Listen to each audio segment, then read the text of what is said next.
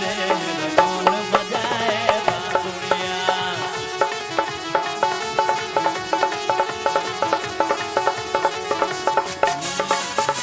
नगीन जैसा भैया रहने दिया बंसी भाई हम लोग आएंगे। हाँ इसको ऐसे ऐसे रख। हाँ तनी सब पिन्हा दीजिए सारे उरे। बिना बिना शादी किए एक्सपीरियंस है। देखिए अब आप भैंसुर हो गए, भाभो को घोंघट दे रहे हैं, ठीक है। अब अलग हट के रहिएगा, क्या हो? ठीक है आलो। आइए इधर आइए। अरे की पूर्णिया से अइलो हमर कनिया गे गे मैयो आज जल्दी चुमावे। क्या बात, गाइए गाइए। आप थोड़ा कर लो। जब तक कि सब मुंह दिखाई नहीं देगा किसी को मुंह नहीं दिखाना है। हाँ क्या आप ऐसे ऐसे दिखा देगा आप भी झाड़ अरे झाप लो इसको। हर की पूर्णिया से अइलो हमर कनिया गे गे मैयो जल्दी चुमावे। हर की जल्दी चुमावे मैयो गे जल्दी चुमावे। अरे की जल्दी चुमावे मैयो गे जल्दी चुमावे। साथ में अइलो ना कच्ची बाल कनिया गे गे मैयो जल्दी चुमावे।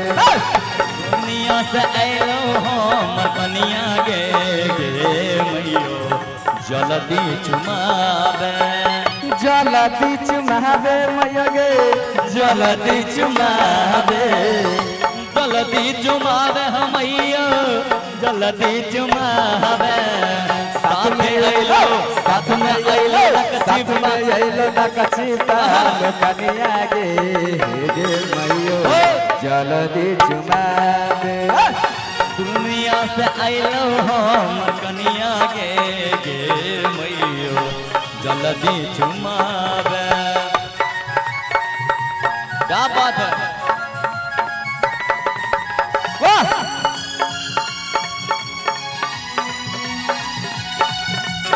हेलो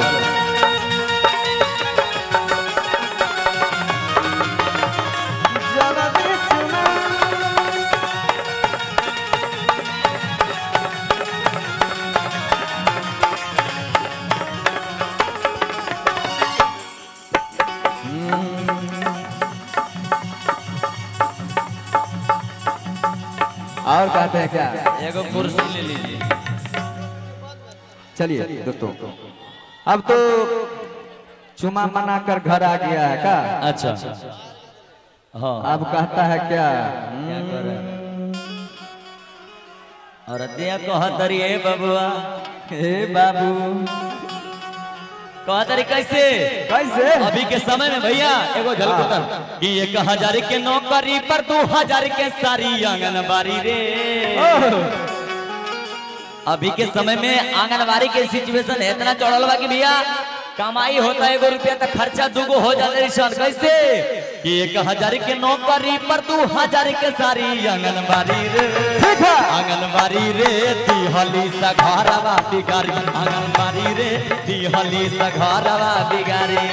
1000 के नौकरी पर 2000 के सारी आंगनबाड़ी रे। आंगनबाड़ी रे दिहली सघरवा बिगारी। आंगनबाड़ी रे दिहली सघरवा बिगारी। आंगनबाड़ी रे दिहली सघरवा बिगारी। चलिए हाँ जब वो जाते हैं परदेश तो परदेश से उधर से कहा था फोन लगा था कौन? टेलीमीडिया। कैसे? हाँ टेलीफोन पे। हाँ संतान कपड़ा लत्ता सैतली हो मंगल के छगारी। अच्छा आइए इधर। अरे कि कपड़ा लत्ता सैतली हो मंगल के छगारी। हाँ हमरा लिए कीन ली हो 2 गो नया साड़ी। अच्छा ठीक है जी ठीक है जी ठीक है जी ठीक है। अच्छा ठीक है जी। देखिए ये आपका परेशानी समझ गया। सही बात है ना। आइए इसी को मिजाज में ना तो ऐसे कहते हैं कैसे कि पूर्णिया से अइलो हमर कनिया गे माइयो जल्दी चुमा दे। पूर्णिया से आइलो हमर कनिया गे मैया जल्दी चुमावे।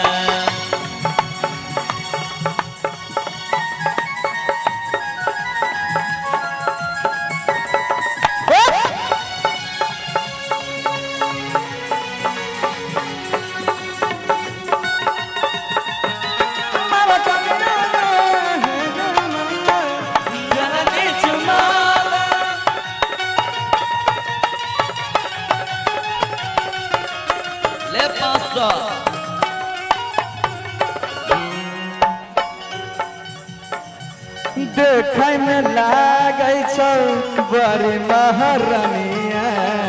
स्वर्ग से आइले है मैया हमर के कन्हैया।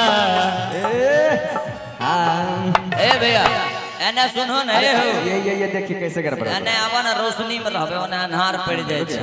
यस के हां अरे की देखै में लागै छौ बड़ी महारानिया।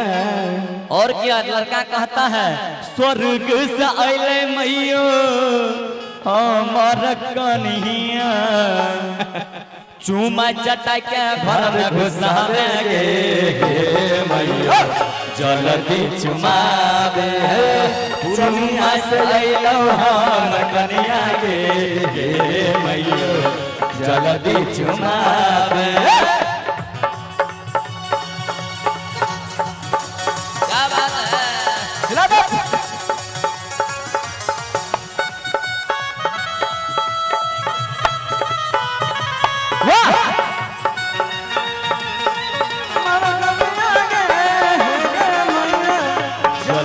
चुमावे।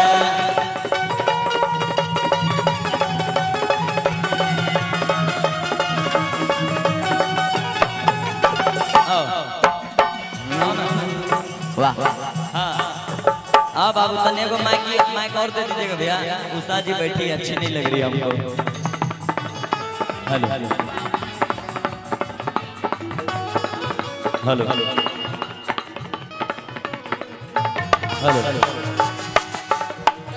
Hello hello hello hello Usha ji एगो दूगो गाना पका लीजिए।